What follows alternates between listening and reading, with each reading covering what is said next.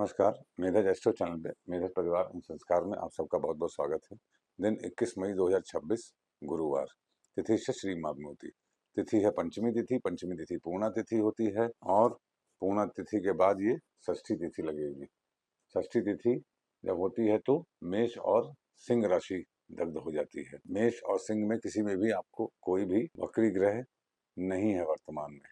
केतु है सिंह में, तो केतु की वजह से षष्ठी तिथि आज ये शुभ हो रही है। तिथि में पंचमी है सुबह 8:26 तक, तो गुरुवार को पंचमी तो अमृत योग बनाती है, क्योंकि पंचमी तिथि का स्वभाव गुरु के अनुसार होता है और कारकत्व सूर्यदेव के अनुसार होता है। तो गुरुदेव प्रसन्न तो नहीं है मगर उच्चाभिलाषी जरूर है। तो सुबह का दिन 2-3 घंटे सूर्योदय के बाद ये शुभ है बहुत।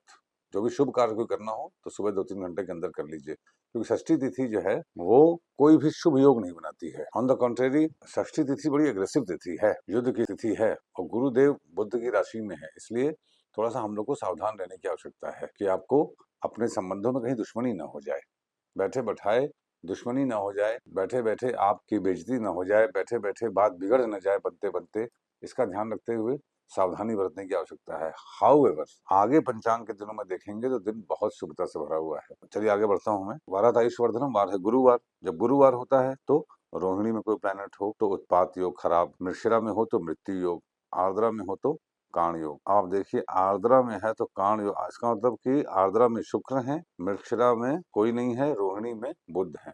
इसका मतलब बुध और शुक्र आज गुरुवार के दिन उत्पाद आदि योग बना रहे हैं, विच इज वेरी बैड। ऊपर से दोनों जाने का बुध का और शुक्र का राशि परिवर्तन है। इसका मतलब आज के दिन रिश्तों में विध्वंस हो जाने की पूर्ण संभावना है। आपका इन्वेस्टमेंट कोई बैड इन्वेस्टमेंट टर्न आउट हो जाए, इसकी पूरी संभावना है। कोई भी रिश्ते आपके बने बनाए अप्रत्याशित तरीके से टूट जाएं, पूरी संभावना है। और गुरुवार के दिन कोई प्लेनेट रेवती में हो, अनुराधा में हो, अश्विनी में हो, पुनर्वसु में हो, पुष्य में हो तो ये सर्वार सिद्धि योग बनाता है। आप देखिए पुष्य में चंद्र है, पुनर्वसु में गुरु है, अश्विनी में मंगल है, रेवती में शनिदेव है। तो इससे हमें क्या समझ में आता है?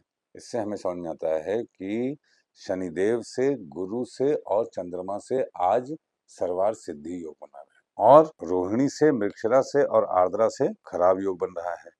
तो बुध और शुक्र जो कि शुभ ग्रह हैं वो आज खराब योग बना रहे हैं और शनि, गुरु और चंद्रमा शुभ योग बना रहे हैं। गुरु पुष्य वैसे भी जब भी पड़ जाए आप समझ लीजिए कि अनेकानेक अरिष्टों का नाश कर देते हैं। तो मैं ये मान के चलता हूँ कि ये दिन बहुत शुभ होगा।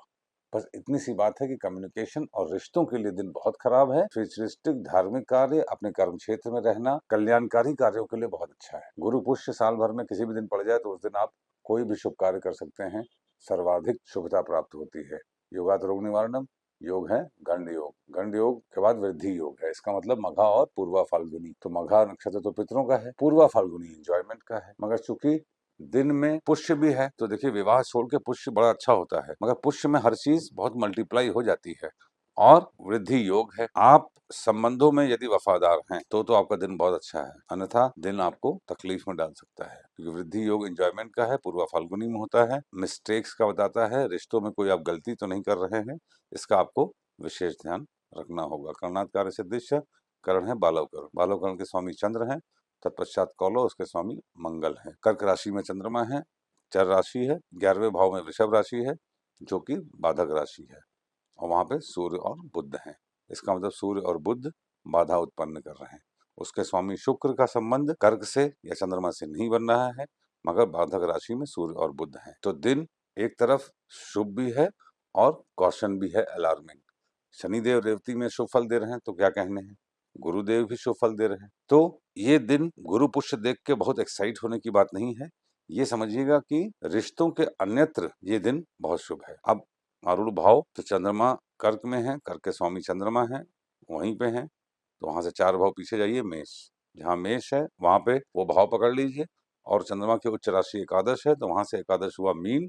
इसका मतलब जहाँ पे मेष है उस भाव को पकड़िए और वहां पे मीन राशि समझते हुए आप एक्शन लेंगे। चूंकि मीन में शनि है और शनिदेव रेवती में है और रेवती सर्वार सिद्धि योग बना रहा है, आज के दिन आपको शनिदेव की विशेष कृपा प्राप्त होगी। अगर आप मैच्योर्ड हैं और थोड़ा गहरी बात करना जानते हैं, स्वभाव में छिछलापन नहीं है, अपने मूल्यों पे जीवन जीना चाहते हैं, तो आपको ये दिन कोई मजबूत सुदृढ़ चीज देके निश्चित रूप से जाएगा।